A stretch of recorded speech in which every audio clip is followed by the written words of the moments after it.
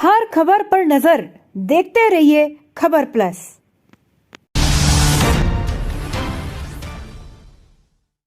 खबर आगरा से, जहां मीडिया से लेकर सोशल मीडिया पर उत्तराखंड से लेकर उत्तर प्रदेश तक लुटेरी दुल्हन की खबर सुर्खियां बनी थी, वहीं अब लुटेरी दुल्हन की खबर में नया मोड़ आ गया। साजिशकर्ता पति ने ऐसी साजिश रच डाली जिससे पीड़िता दुल्हन को बदनाम किया जाए, वहीं मीडिया से लेकर पुलिस को भी गुमराह कर डाला। आपको बताते हैं अब पूरा घटनाक्रम।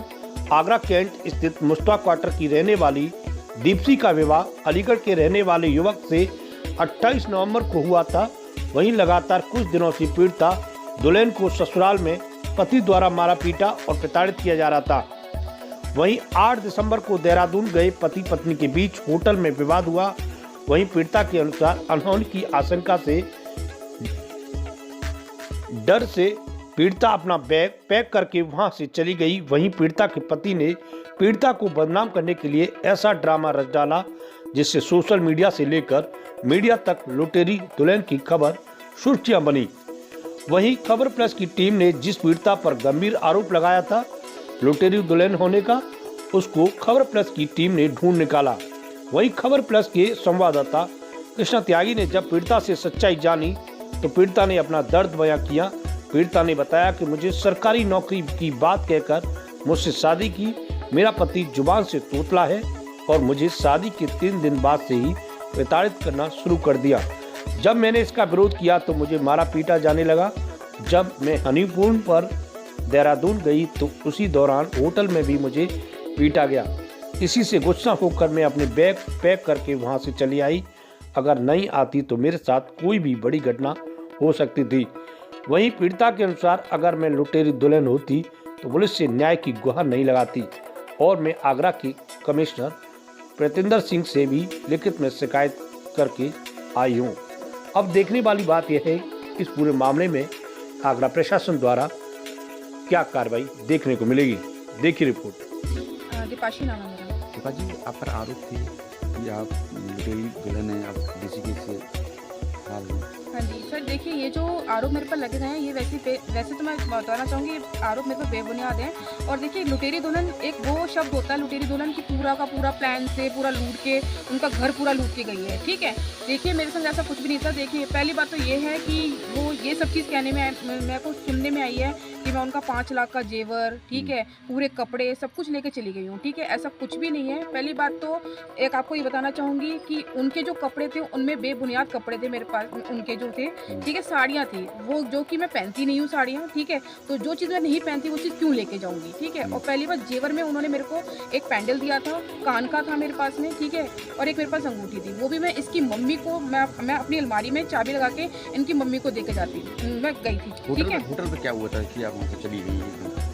होटल एक्चुअली बताना चाहूँगी आपको कि होटल में हर छोटी छोटी चीज़ें पर टॉर्चर करना, ठीक है, मोबाइल के लिए टॉर्चर करना, ऐसा कोई भी आजकल की लड़कियां नहीं सहन करती हैं। ठीक है, तो बस इसी चीज़ के पीछे हम लोग की लड़ाई वड़ाई हुई थी है और मेरे को मारा पीटा भी गया था इस चीज़ के लिए। और मुझे नहीं मालूम था कि ये थोड़ा सा मेंटली डिस्टर्ब भी है इंसान। ठीक है, मुझे जब मैं इसके साथ रहने लगी, ठीक है, जब मुझे मालूम पड़ा थोड़ा सा जवान से तोतला है ये बंदा, ठीक है, तब मुझे लगा और तब मैंने उनसे पूछा भी कि आपने ऐसा झूठ बोल के शादी क्यों की, सरकारी नौकरी है, सरकारी नौकरी का बोल के शादी की। ठीक है, तो ये सब चीज़ें झूठ थी और इस झूठ के बेस पे मेरी शादी हुई थी। आप इसी डर से आप होटल से चली आई थी? हाँ जी, जब देखिए किसी इंसान को मारा पीटा जाएगा तो कौन क्यों रहेगा किसी इंसान के साथ में। ठीक है, तो बस इसी के लिए मैं ठीक है, मैंने अपने घर वालों को नहीं बताया था, मैंने डर से नहीं बताया अपने घर वालों को कि भाई नहीं क्यों परेशान करें, मैं अपनी चीज़ में मैंने खुद स्टेप लिया तो मैं अपना खुद से इस स्टेप का हल निकालूंगी। बताया रहा कि शादी और अपनी माता जी को बताया था? हाँ जी, मैंने चैट भी की थी मम्मी को कि भैया आपने मुझे कहाँ फेंक दिया कूड़े में, आपने कुछ जांच पड़ताल नहीं करी थी क्या यहाँ की। ठीक है, बट वो ये कि माँ बाप की खुशी के लिए सब कुछ करना पड़ता है। कब की तारीख है शादी के बाद? हाँ जी, शादी के मैंने 2-3 दिन बाद ही मम्मी को ये मैसेज किया था। हाँ जी, और 2-3 दिन बाद ही मुझे मतलब वहाँ अंदर से एक नेगेटिविटी होती है ना बंदे की, वो आने लग गई थी कि हाँ भाई ये घर मेरे लायक है ही नहीं है किसी तरीके से, हर बात पे टॉर्चर करना छोटी छोटी चीज़ों पे। ठीक है, इस चीज़ के लिए कह रहे हैं आपने नशीला पदार्थ देखिए नशीला पदार्थ 2 बजे होश आया है। हाँ, पहली बात देखिए नशीला पदार्थ एक वो चीज़ होती है कि होश ही नहीं आता इंसान को।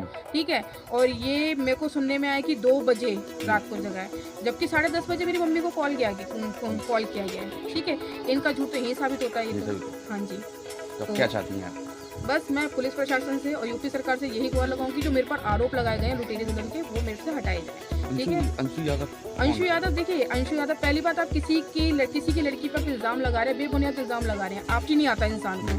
ठीक है।